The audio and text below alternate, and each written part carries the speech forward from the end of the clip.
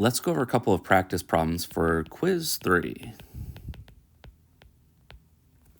Starting with problem 1, we'd like to multiply the following two numbers together. Notice that they're both expressed in scientific notation. We're multiplying 4 different numbers together: 7, 10 to the 5th, 8, and 10 to the 12th. This means you can multiply them in any order. I think the best way to do this is to put the like terms next to each other that are being multiplied, like this. So again, when multiplying numbers together, the order in which you multiply them does not matter. And so I put the 7 and 8 first, and the 2 powers of 10 second. The rest is 7 times 8. I know what that's equal to. I can write that as 56. And then 10 to the 5th times 10 to the 12th, well, you can write that as 10 to the power of. We can add the two exponents together. When you have a like base, you can sum the exponents. And so this 5 plus 12 is really 17. So this is 56 times 10 to the power of 17. Now, you can write this as 56 times 10 to the power of 17. This notation here is the same as this notation here. Same thing. It says to express the final answer in scientific notation. And currently, this is very close to scientific notation, but it's not in scientific notation. The reason is because of this 56. In scientific notation, this number must be between 1 and 10. And currently, it is greater than 10, so that's a problem. What we're going to do is move the decimal point over here, so it's really 5.6, and then we'll have to adjust the exponent so we get the correct number. I'm going to do some work off to the side for this. 56. This is the same thing as 5.6 times 10 to the power of 1. And the reason for this is, if you multiply 5.6 by 10, or 10 to the first, it moves the decimal point over to change it to 56. I'm going to swap out this for this, and that's going to be my next step. I'm going to replace that 56 with 5.6 times 10 to the first. And this is now being multiplied by 10 to the 17th. So again, this thing here was replaced with this. The reason I did that is you can combine these together since we have like bases. You can add those exponents together, and we have the following. This is really 5.6 times 10 to the power of 1 plus 17. And the completely simplified answer is 5.6 times 10 to the power of 18. And that is it for this first question. In question 2, we're assuming that we are depositing $5,000 into some type of a savings account that earns 12% interest, and that interest is compounded quarterly. We'd like to determine the amount of money in the account after 10 years, and also the interest earned in this time. We will round our answers to the nearest cent, and we'll use this formula below. So in this formula, we just have to state, well, what is P, R, N, and T? So P is what we call the principal, and that's going to be the amount of money that you invest.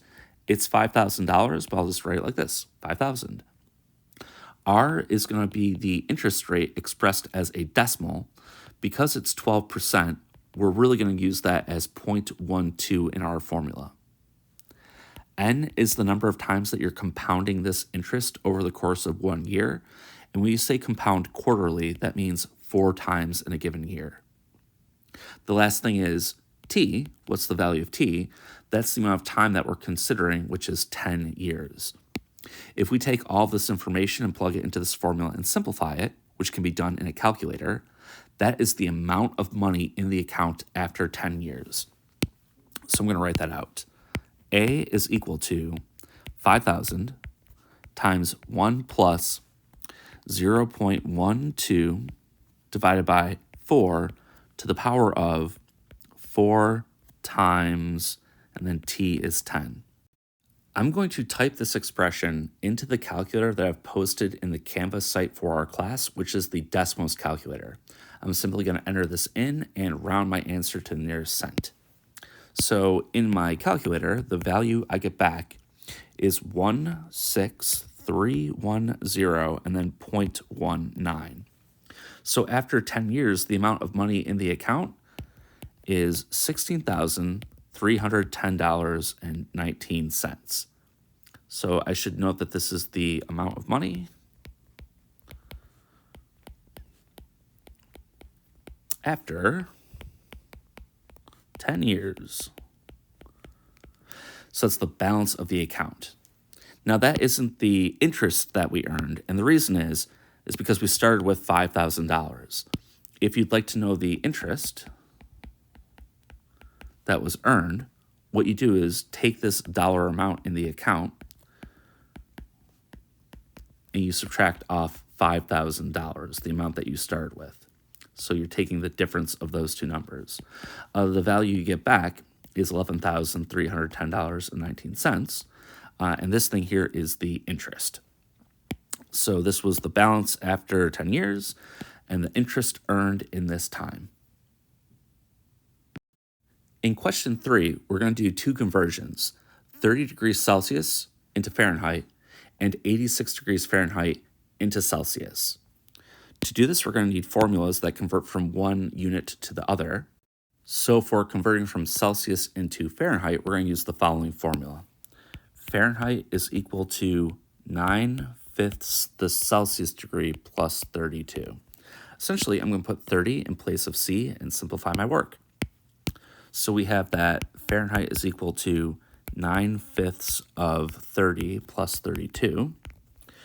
We first multiply these two numbers together, noticing that it's really a fraction times another fraction, and 5 goes into 30 6 times.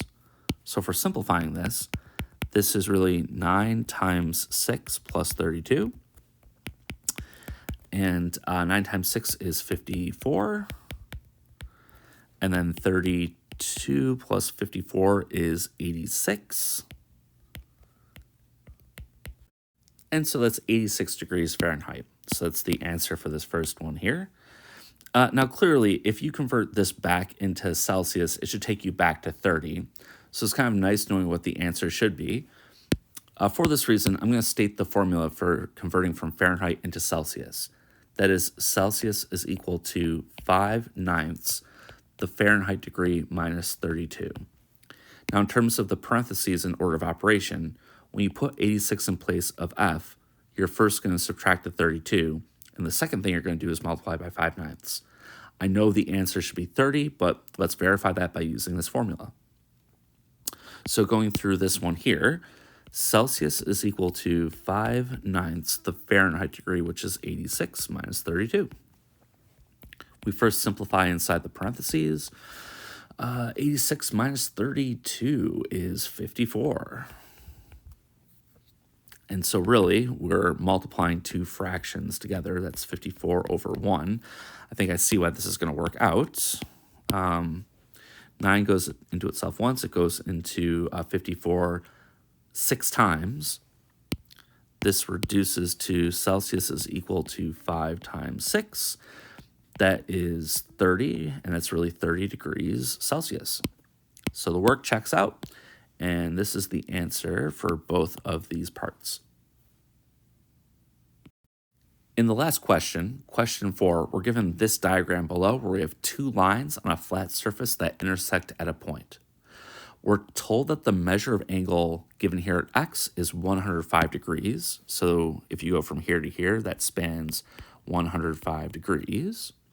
Can we use this information to figure out the measure of angles 1, 2, and 3? So to start with, if this has a measurement of 105 degrees, angle x and angle 2 are what we call vertical angles. What this means is the measure of angle 2 is also 105 degrees.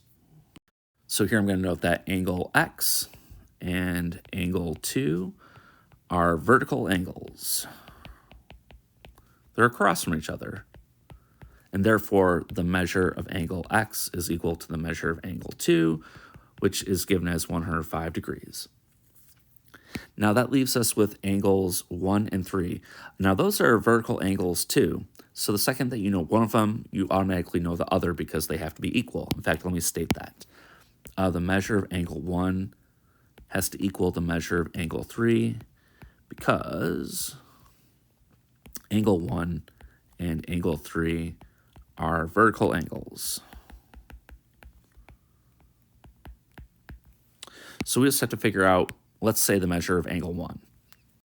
The fact that we can use to find the measure of angle 1 is, since this is a straight line, if you start here and you span this number of degrees on a straight line, that is 180 degrees. So I'm going to state that if you go from here to here, that is 180 degrees. It's half a turn on a circle. Therefore, if this is 105 degrees, you can subtract this from 180 degrees to see what's left over for the measure of angle 1. I'm going to write this down as the measure of angle 1 is equal to 180 degrees minus the measure of angle x. I will put 105 in place of the measure of angle x. And when I take the difference of 180 and 105, my answer is 75 degrees. So I know the measure of angle 1 is 75 degrees, and therefore the measure of angle 3 is also 75 degrees.